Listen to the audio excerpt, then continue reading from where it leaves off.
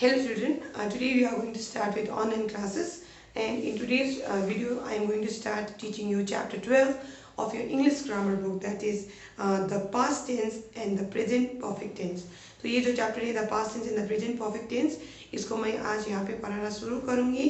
तो मैं जो चैप्टर है पेज नंबर 61 तुम्हारी इंग्लिश ग्रामर की बुक में दिख जाएगा। So without wasting any time let's start reading the simple past tense. The simple past tense is used for an action completed at some time in the past. तो आज हम यहाँ पे पढ़ने वाले सिंपल पास्ट टेंस के बारे में, और यहाँ पे बताया गया है कि सिंपल पास्ट टेंस का प्रयोग हम कहाँ करते। तो सिंपल पास्ट टेंस का प्रयोग हम करते एक ऐसा एक्शन को समझाने के लिए जो हमने अतीत में किया था। और आगे यहाँ पे बोला गया है कि it is also use to tell about habitual action done in the past. तो कोई हैबिचुअल एक्शन जो हमारा हैबिट होता है, तो कोई हैबिट था जो हम अतीत में किया करते थे, उसको समझाने के लिए भी हम सिंपल पास्ट टेंस का प्रयोग करते हैं। तो ये याद रखना है। तो सिंपल पास्ट टेंस का प्रयोग कहाँ करते हैं? तो कोई एक्शन समझाने के लिए जो हमने खत्म कर लिया है अतीत में, या फिर कोई ऐसा हैबिचुअल एक्शन समझाने के लिए जो हम करते थे कहाँ पे, तो पास्ट में। आगे यहाँ पे बोला गया we use past form of the verb in the simple past tense. तो जब हम सेंटेंसेस को सिंपल पास्ट टेंस में लिखते हैं तो हम वहाँ पे पास्ट फॉर्म यानी कि V2 का प्रयोग करते हैं। तो जब हम कोई अफर्मेटिव सेंटेंस बनाएंगे पॉजिटिव यानी कि, तो ऐसे सेंटेंस में हम V2 का प्रयोग करके सेंटेंस बनाएंगे। कौन से टेंस में? तो सिंपल पास्ट टेंस में। मैंने तुम्हें पहले से सिंपल प्रेजेंट टेंस पढ़ा रखा है, और मैंने वहाँ पे तुम्हें बताया था सिंपल पास्ट प्रेजेंट टेंस में सेंटेंस सब बनाते हैं तो सिंपल प्रेजेंट टेंस में हम प्रयोग करते हैं V1 और V5 सब्जेक्ट को ध्यान में रखते हुए। लेकिन यहाँ पे मैं तुम्हें क्या बोल रही हूँ, यहाँ पे मैं बोल रही हूँ जब हम सिंपल पास्ट टेंस में सेंटेंसेस बनाते हैं तो हम यहाँ पे, जब हम अफर्मेटिव सेंटेंस बनाते हैं तो हम V2 का प्रयोग करते हैं। तो आगे तुम्हें दिखेगा subject plus past form of the verb. तो यहाँ पे याद रखना हम सब्जेक्ट प्रयोग करते हैं, सब्जेक्ट के बाद कौन सा फॉर्म? तो V2 वर्ब का सेकेंड फॉर्म का हम यहाँ पे प्रयोग करते हैं, जिसको हम यहाँ पे तुम्हें दिख जाएगा पास्ट फॉर्म कहते हैं। आगे बोला गया वहाँ पे तुम एग्जाम्पल देख सकते हो, ही लर्न हिज लेसन। तो उसने अपना जो लेसन था उसने उसको याद किया।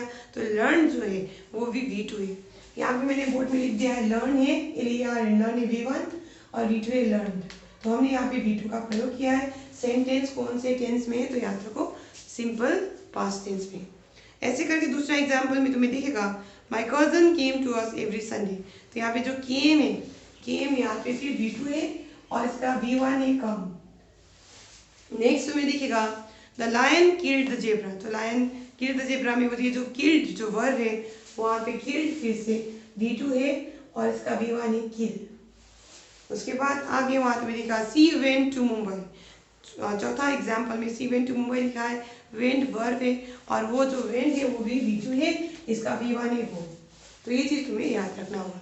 तो जब सिंपल पास्ट टेंस में हम अफर्मेटिव सेंटेंसेस बनाएंगे तो ऐसे केस में हम वर्ब का सेकेंड फॉर्म का प्रयोग करेंगे, तो जो कि हम कहते हैं पास्ट फॉर्म। अब आगे वहाँ पे तुम्हें दिखेगा इन नेगेटिव सेंटेंसेस। तो ये थी बात किसकी? अफर्मेटिव सेंटेंसेस की। अब आगे हमें यहाँ बोला गया है negative sentences. In negative sentences we add did not after the subject and use the base form of the verb. तो आगे यहाँ पे बताया गया है कि अगर हमें नेगेटिव सेंटेंसेस बनानी, जैसे कि यहाँ पे ही लर्न हिज लेसन दिया गया था ऊपर में, तो हम इसको नेगेटिव कैसे बनाएंगे? तो ही डिड नॉट लिखेंगे, उसके बाद हम लर्न का V1 क्या है? लर्न। तो इस वर्ड का प्रयोग करेंगे, he did not learn his lesson. तो ऐसे करके हम उसका क्या बनाएंगे? नेगेटिव बनाएंगे। तो ये चीज़ याद रखना है, subject plus did not plus base form of the verb. Base form of the verb का मतलब है V1, कॉन्फ्यूज नहीं होना है। Base form of the verb मतलब V1, पास्ट फॉर्म मतलब V2। तो ये चीज़ तुम्हें याद रखना होगा। तो जब नेगेटिव बनाते हैं सिंपल पास्ट टेंस में तो हम क्या करते हैं? तो डिड नॉट का प्रयोग करते हैं। वहाँ पे एक सब्जेक्ट लेते हैं, सब्जेक्ट के बाद डिड नॉट लगाते हैं, उसके बाद जो वर्ब है उसका बेस फॉर्म का प्रयोग करते हैं यानी V1 का प्रयोग करते हैं, और उसके बाद जो रिमेनिंग पोर्शन होगा वो हम लिख देंगे। ऐसे हमारा क्या होगा? नेगेटिव सेंटेंस बन जाएगा, यानी कि ये जो सेंटेंस होगा वो नेगेटिव होगा। तो आगे यहाँ देख सकते हो तुम example, the girls did not sing a melodious song. Book में दिया गया है, देख लो। तो the girls did not sing, ये जो सिंग है V1 है, सिंग का V2 होता है सैंग। तो हमने नेगेटिव सेंटेंस बनाते हो डिड नॉट के बाद V1 का प्रयोग किया है, V2 का प्रयोग नहीं किया है, ये तुम्हें याद रखना पड़ेगा। आगे यहाँ पे बोला गया है नंबर 2 में एग्जाम्पल में, she did not help me in the examination. तो डिड नॉट का प्रयोग किया गया, हेल्प का प्रयोग किया। फिर हेल्प क्या हुआ, V1 है, V2 होगा हेल्प, हेल्प हेल्प। तो हमने यहाँ पे V1 का प्रयोग किया है क्योंकि सेंटेंस अफर्मेटिव नहीं है, यानी कि वो पॉजिटिव सेंटेंस नहीं, वो एक नेगेटिव सेंटेंस है। आगे यहाँ पे तुम देख सकते हो एग्जाम्पल दूसरा नंबर 3 में, we did not like any sea food. तो हमको क्या पसंद नहीं है, कोई भी सी फूड पसंद नहीं है, तो डिड नॉट के बाद लाइक का प्रयोग किया है। लाइक भी V1, लाइक क्या है V1, वर्ब का फर्स्ट फॉर्म, इसका V2 है लाइक। तो ये याद रखो। ऐसे बढ़ के आगे तुम्हें दिखेगा, I did not get up early in the morning. तो यहाँ पे फिर से V1 का प्रयोग किया गया है, डिड नॉट के बाद गेट और उसके V2 होता है गॉट। तो याद रखो मैंने क्या तुम्हें समझाया, मैंने समझाया कि सिंपल पास्ट टेंस का प्रयोग कहाँ करते, मैंने वहाँ पे तुम्हें बताया सिंपल पास्ट टेंस का हम प्रयोग करते कोई एक्शन को समझाने जो हमने खत्म कर लिया है अतीत में। और आगे मैंने बताया कि सिंपल पास्ट टेंस का हम प्रयोग तब भी करते हैं जब कोई हम हैबिचुअल एक्शन के बारे में बताते हैं जो हम अतीत में किया करते थे। और आगे मैंने यहाँ पे तुम्हें बोला कि सिंपल पास्ट टेंस में हम सेंटेंस जब लिखते हैं अफर्मेटिव में तो हम V2 का प्रयोग करते हैं, यानी कि जो पास्ट फॉर्म होता है उसका प्रयोग करते हैं। लेकिन जब हम उसका नेगेटिव बनाते हैं तो हम सब्जेक्ट के बाद डिड नॉट का इस्तेमाल करते हैं और हम V2 का इस्तेमाल नहीं करते, उस पर हम V1 का इस्तेमाल करते हैं। तो ये तुम्हें याद रखना होगा। तो आगे यहाँ पे तुम देखिएगा इन क्वेश्चंस, अब ये हो गया, हमने बात कर लिया अफर्मेटिव सेंटेंसेस की, हमने बात कर लिया नेगेटिव सेंटेंसेस की। तो अब हम इंटरोगेटिव सेंटेंसेस की ओर बढ़ रहे हैं, तो हम यहाँ पे बात करने वाले क्वेश्चंस की।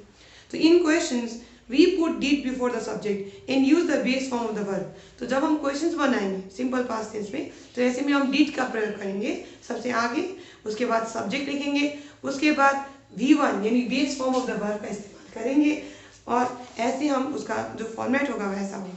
एग्जाम्पल देख सकते हो बुक में, did you go to Agra yesterday. अब डिड यू गो, देखो डिड सबसे पहले आया, यू सब्जेक्ट हो गया, गो V1, गो V1 जो मैंने यहाँ पे ऊपर में लिख दिया थोड़ी देर पहले। तो यहाँ पे तुम देख सकते हो, याद रखना ये बात कि जो फॉर्मेट होगा यानी कि जो फॉर्म में हम लिखेंगे किसको आगे किसको पीछे, तो यहाँ पे याद रखो जब हम क्वेश्चंस बनाएंगे तो डिड आगे होगा, उसके बाद जो सब्जेक्ट होगा वो होगा और उसके बाद होगा तुम्हारा V1 यानी कि base form of the verb. Example वहाँ पे दूसरा देख लो, did she give you her book to read. तो यहाँ पे गिव तो मैंने नहीं लिखा है तो यहाँ लिख देती हूँ, गिव होता है V1, इसका V2 होता है गिव। तो हम यहाँ पे V2 का प्रयोग नहीं कर रहे, क्वेश्चन बनाते वक्त V1 का प्रयोग कर रहे हैं। आगे यहाँ पे तुम्हें देखिएगा, did they eat there lunch. तो ईट भी लिख देते, ईट का V2 होता है ईट। तो यहाँ पे हम V2 का प्रयोग नहीं कर रहे हैं, फिर से मैं बता रही हूँ, हम यहाँ पे क्वेश्चन बना रहे हैं तो हम फिर से V1 का प्रयोग करें। तो यहाँ पे तुम्हें क्वेश्चन दिख जाएगा, डिड दे ईट, तो डिड हो गया यहाँ पे जो आगे लगाना था, उसके बाद जाके दे जो मैंने बोला सब्जेक्ट, उसके बाद ईट ये वर्ब हो गया, वर्ब का कौन सा फॉर्म तो मैंने बोला V1, तो यानी कि ये जो तुम्हारा बेस फॉर्म हो गया और उसके बाद देयर लंच यहाँ पे यूज किया गया है।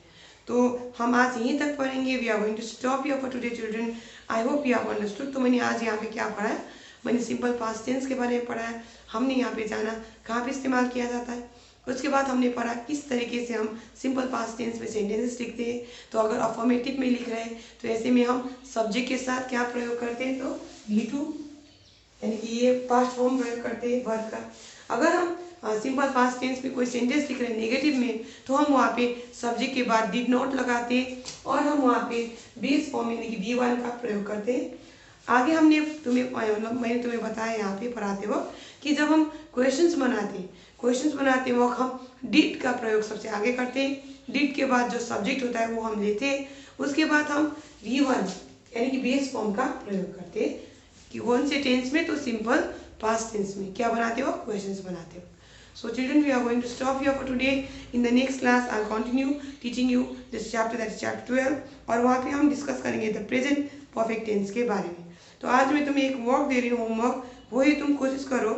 ये जो पेज नंबर 63 में तुम देख सकते हो वहाँ पे लेट्स प्रैक्टिस में एक्सरसाइज ए दिया हुआ है, तुम उसको कंप्लीट करने की कोशिश करना, खुद से फुलफिल मतलब ये जो फिलअप करने की कोशिश करना और जितना फिलअप हो सके तुम खुद से करना।